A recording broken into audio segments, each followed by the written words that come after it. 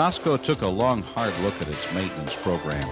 What you're about to see and hear are observations of that effort, what we call Maintenance 2000. We're a service department for the operating units. When they have a problem, they call on us. We repair their problem and get their units back on the line because they're the people that actually make the money.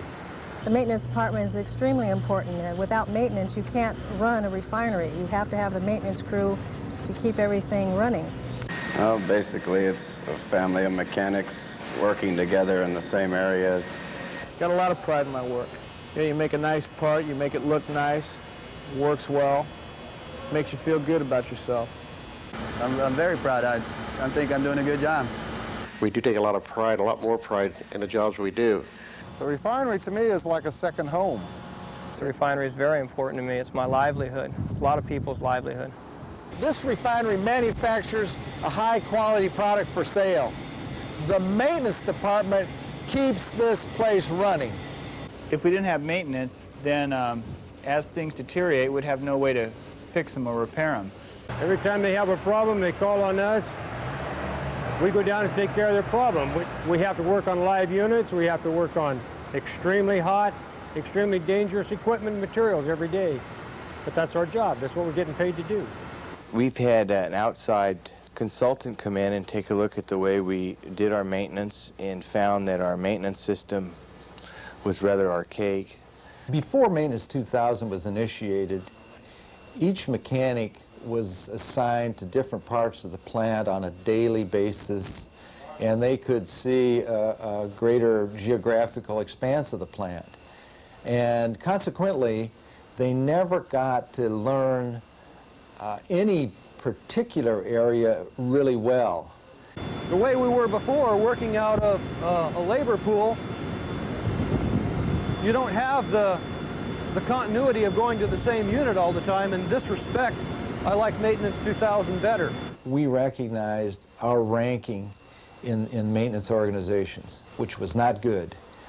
One of the compelling reasons for us developing this program is that we want to be the best maintenance organization in a refinery of this size and complexity in the world. What Maintenance 2000 gave us is gave us one-on-one relationship between maintenance and operation at the unit level. Maintenance 2000 is a philosophy of how we want to do work and of team building within the refinery. We're working together more as a team now than we used to as individual crafts or individual jobs. Now we work, getting better as working as a team, supporting each other. The most important part of Maintenance 2000 is the building of teamwork between the maintenance organization and the operations department.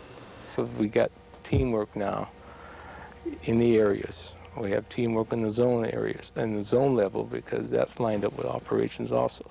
Best thing about Maintenance 2000, it utilizes the manpower to its best extent. Well, before you may have had 10 or 12 people in the shop working, putting out the same amount of work, and now you have 6 people. We're speaking strictly day shift, 6 people on days who are doing the same amount of work and turning out the same amount of work, but yet also maintaining the quality of work. We can take care of it a lot quicker than we did before, rather than having to call one of the shops and being too many people involved. Maintenance 2000 seems to be working well in the sense of ownership and pride in an area.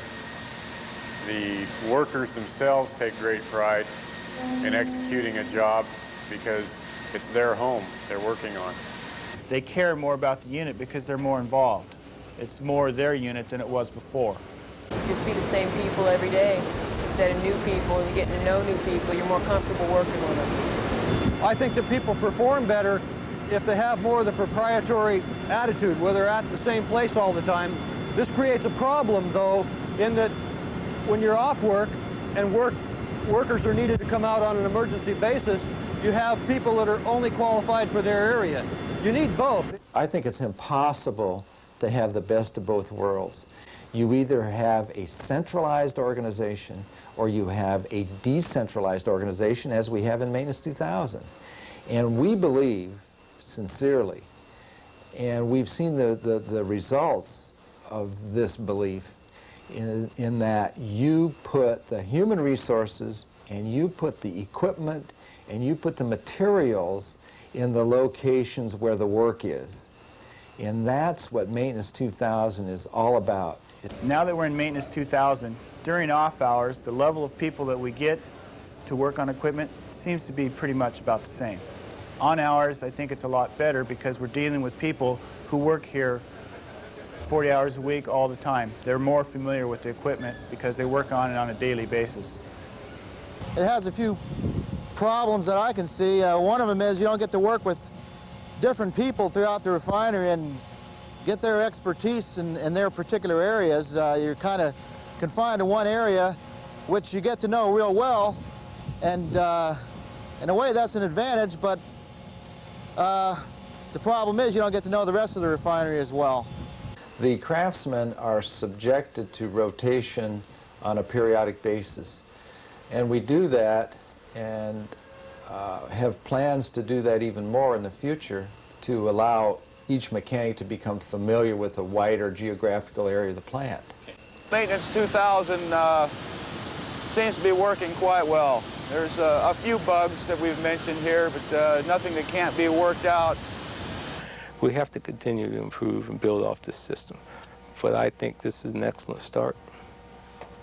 M&C management people are constantly looking for suggestions from people in the field on how to improve the system, make things work better. We came up with a system that we call the Request for Temporary Services form. That form is filled out by the people in the field that will request additional manpower to perform specific work. That manpower is moved into the area to perform that specific work and then moved out of the area as soon as that work's completed. And that's a change that was added to the Maintenance 2000 system. It really hurts me when I see some things go wrong out here. The refinery to me is something that I take a lot of pride in, and I really do care about the details and what happens out here. I see in the future issues coming up regarding training of mechanics, allowing the people doing the work in the field to have a voice in how that work gets done. We keep them running. Every time they have a problem, they call on us. We go down, we evaluate their problem, we do the best we can, as quick as we can to keep them back in operation. And I think we just need to continue to manage such that we're looking for improvements in the program and paying attention to what the mechanics in the field are saying that they need to get jobs done and keeping a real open dialogue with them. They're the people that know what's actually happening out in the field. I think Maintenance 2000 has brought the management closer with the people working in the field and vice versa. It's changed tremendously in the last 10 years for the positive, and I'd like to see even more so in 5 years from now.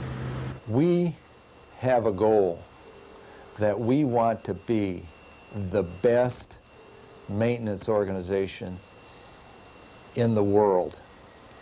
I have no doubt that with the dedication and the competitiveness of our mechanics, the quality of our people, that we can do that. Maintenance 2000 has been good for the refinery. It's put people together for 2 years, pretty much the same manpower, people-wise, in one unit, working together, getting to know the unit. It helped us learn the units. It gave us pride in our work and a sense of accomplishment